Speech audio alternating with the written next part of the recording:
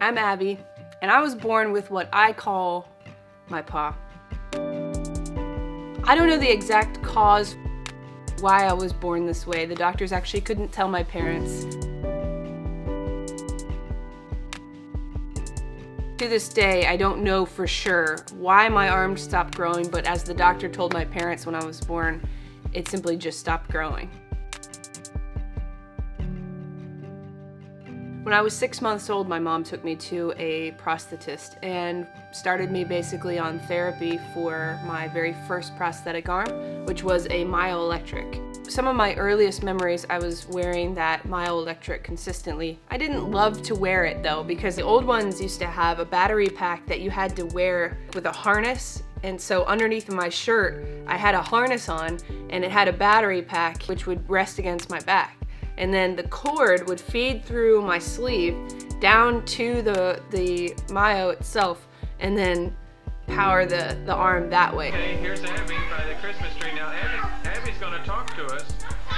What's happened? Your arm hurt? Okay, now look here. All right. I had to be really careful with it. Sometimes it would fall out and dangle from my shirt. But what it did do, wearing a prosthetic consistently, actually helped me grow up in balance. I've never tried one with fingers that move like this, and I've seen some of my new friends that I've made through the Limb Different community, Lucky Fin Project, now Limitless, and other things that I've seen use these prosthetics that look really awesome. I can't say that I'm for sure not going to wear a prosthetic arm consistently in the future. It's just what I've had access to so far, I've kind of outgrown in a way. Growing up, I didn't have an issue socially because of my hand. At moments, I would have kind of hesitation about doing a certain thing. How am I going to approach this game that my friends are playing on the playground? Or how am I going to carry this stuff into this room without people looking at me and thinking, oh no, she can't do it. But socially, I had a pretty easy time of it because I found early on that if I could use humor, if I could be super cheery and optimistic about me and my life and my situation, then that kind of would put people at ease. I learned that people became relaxed and comfortable around me. And then the arm thing was never a question after that. My biggest challenges, being completely transparent, were always those moments when I had to kind of make a choice. Am I going to go ahead and try to bag my own groceries in front of a line of people behind me who are impatient and they're waiting to do their own stuff? Or am I going to try to avoid this situation and not face this challenge head on? And so it's not just those kinds of moments, it's bigger moments. One of my biggest moments of decision came when I was about 13, when I started to play drums. I had for a couple of years been really wanting to try to play the drums, and so my parents basically said, if you can figure out a way to hold 2 sticks, then we will give you drum lessons. And so then it was on me. I had to come up with something so that I could prove to myself and prove to them that I was ready and that I was going to be motivated to learn, to really do this for real. So I just got some duct tape and I duct taped that stick to my arm, and I was like, hey, this kind of works. I remember the moment that I walked into the music store. I remember thinking, you know, I have a stick duct taped to my arm right now, and I doubt that my teacher has taught any one-handed person to play drums before.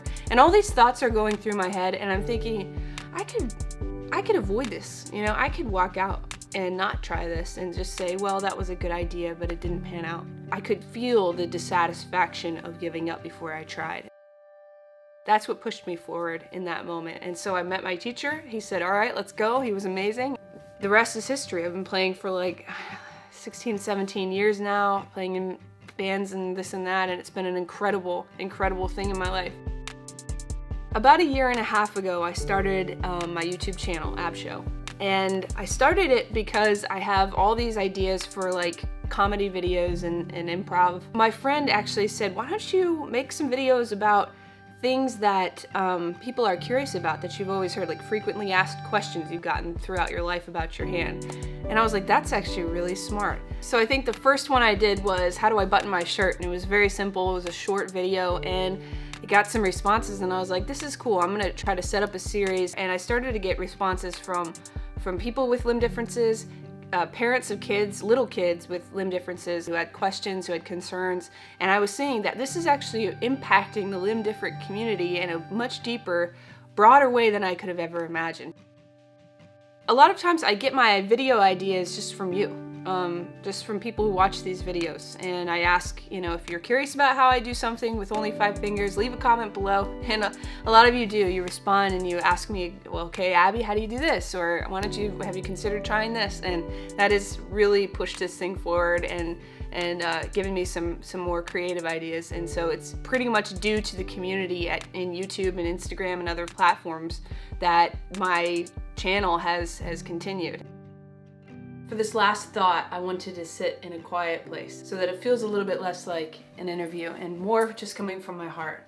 I think the most important thing that limb different kids need to know is that they need to be patient with themselves.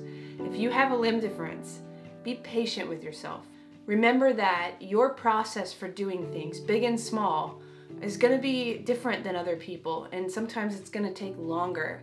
And it's super important for you to just be patient in those moments, not get frustrated. And if you do get frustrated, that's fine, that's normal.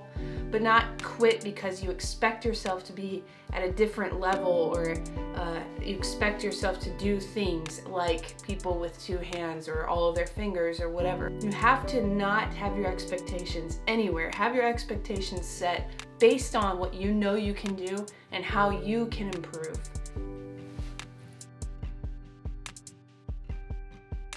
The other thing is try things.